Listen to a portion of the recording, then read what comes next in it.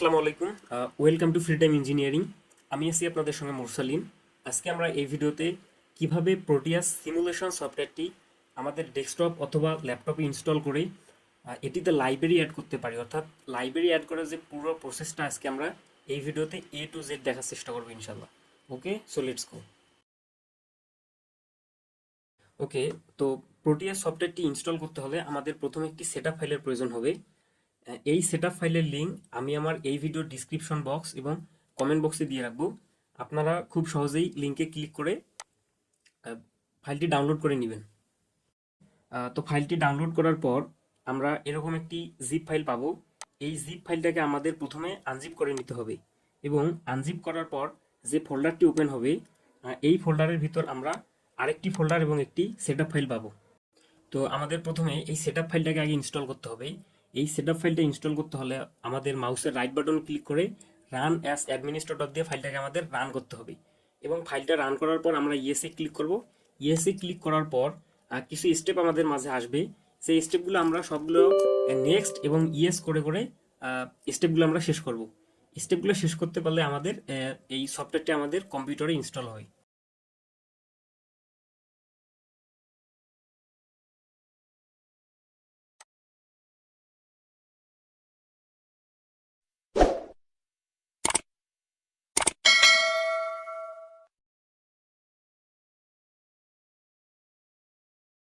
তো ফাইলটি আমাদের ইনস্টল হতে একটু সময় লাগবে, তো ফাইলটি ইনস্টল না হওয়া পর্যন্ত আমরা একটু ওয়েট করব, ঠিক আছে?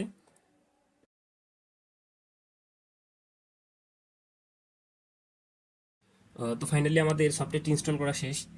এখন আমরা চাইলে আমাদের সফটওয়্যারটি ওপেন করতে পারবো। তো আমরা একটু ওপেন করে দেখি আসলে আমাদের সফটওয়্যারের মধ্যে লাইব্রেরি আছে কি না। ওকে, সফটওয়্যারটি ওপেন করলে আমরা এরকম একটা ইন্টারফেস পাবো। তো আমরা এখান থেকে যেহেতু এর আগে আমরা কখনো প্রজেক্ট করিনি, তাহলে আমাদের এখানে নিউ প্রজেক্টে ক্লিক করতে হবে।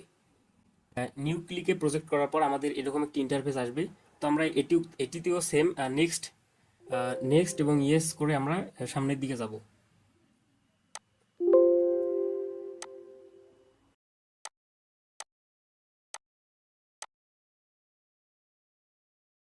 ওকে, তো আমাদের মেইন ইন্টারফেস হচ্ছে এটাই। এখন আমরা যদি এটিতে কাজ করতে যাই তাহলে আমাদের অবশ্যই কম্পোনেন্ট নিতে হবে। আর আমরা কম্পোনেন্ট নেওয়ার জন্য আমরা এই যে পি যে সিম্বলটা আছে আমরা এখানে ক্লিক করব। এখানে ক্লিক করার সঙ্গে দেখতেছি আমাদের কোনো লাইব্রেরি নেই। এখানে লেখা হচ্ছে যে নো লাইব্রেরি ফাউন্ড, অর্থাৎ এখানে কোনো লাইব্রেরি দেয়া নাই, অর্থাৎ আমাদের সফটওয়্যারে এখন নতুন করে লাইব্রেরি দিতে হবে। এখন আমরা লাইব্রেরি দেওয়ার যে প্রসেসটা আমরা সেটাই এখন আমরা দেখব। লাইব্রেরি অ্যাড করার জন্য আমরা আগে সফটওয়্যারটাকে ক্লোজ করব, ঠিক আছে?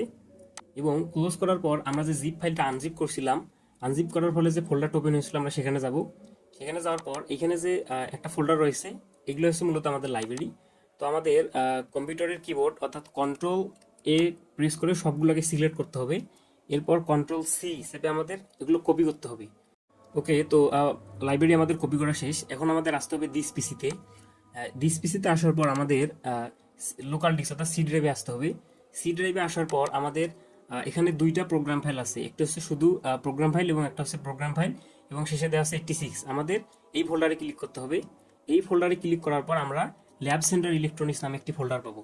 ওকে, এই ল্যাব সেন্টার ইলেকট্রনিক্স ফোল্ডারে আমাদের ক্লিক করতে হবে। ক্লিক করার পর আমরা এখানে দেখতেছি প্রোডিয়াস 8 প্রফেশনাল আরেকটি ফোল্ডার রয়েছে, এই ফোল্ডারে আমরা ক্লিক করব এবং এখানে ক্লিক করার পর আমাদের এই যে এখানে যে ডাটা নামে ফোল্ডারটা আছে এই ডাটা নামে ফোল্ডারে ক্লিক করব।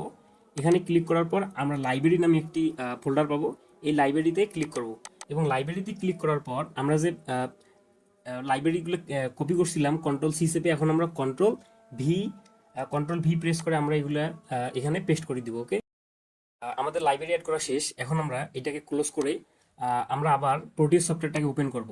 প্রোটিয়াস সফটওয়্যারটাকে ওপেন করার পর আমাদের অবশ্যই মাউসের রাইট বাটন ক্লিক করে রান অ্যাজ অ্যাডমিনিস্ট্রেটর দিয়ে রান করতে হবে। ওকে, ইয়েস। ওকে, তো আমাদের আবারও সেই ইন্টারফেসে চলে আসলাম। এখন আমরা এখান থেকে একটা প্রজেক্ট ক্রিয়েট করবো, অর্থাৎ নিউ প্রজেক্টে ক্লিক করব। নিউ প্রজেক্টে ক্লিক করার পর আমরা আবার নেক্সট এবং ইয়েস চেপে আমরা পরে সামনের দিকেই যাব। নেক্সট।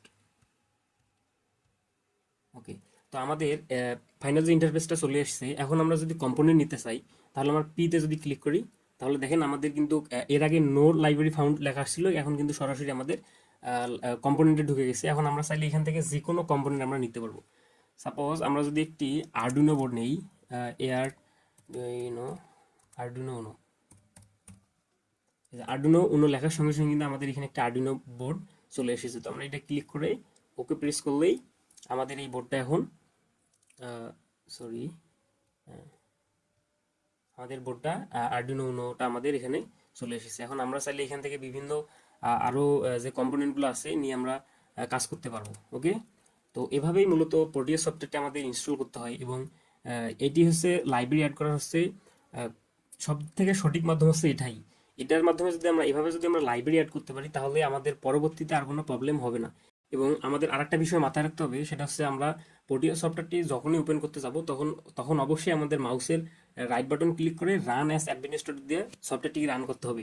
যদি আমরা অ্যাডমিনিস্ট্রেটর দিয়ে রান না করি তাহলে দেখা যাবে যে বিভিন্ন কম্পোনেন্ট নিতে আমাদের প্রবলেম হবে বা লাইব্রেরি অ্যাড করা সত্ত্বেও আমাদের কিন্তু কম্পোনেন্ট আসবে না। ওকে, তো এভাবেই আপনারা ইনস্টল করবেন। আশা করি এভাবে ইনস্টল করলে আপনারা একটা ভালো আউটপুট পাবেন। তো আজকে এই পর্যন্তই, ভালো থাকবেন সবাই। ওকে, আল্লাহ হাফিজ।